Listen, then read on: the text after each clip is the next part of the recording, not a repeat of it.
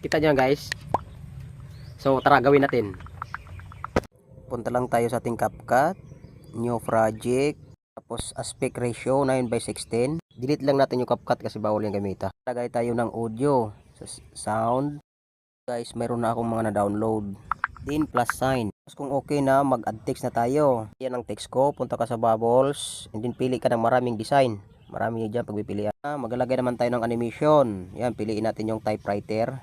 Tapos isagad lang natin para matiming yung release ng type at saka yung audio. Pag okay na, i-click mo lang yung dalawang arrow dyan sa baba para mapunta tayo sa overlay. Yan, add overlay tayo. May napili ako na kuan dyan, yung parang nag-reply. So punta tayo sa mask. Piliin lang natin yung circle. Adjust lang natin na magsakto doon sa circle niya. Yan, so zoom out natin. Tapos click mo lang yung arrow dyan sa baba para mapunta naman tayo sa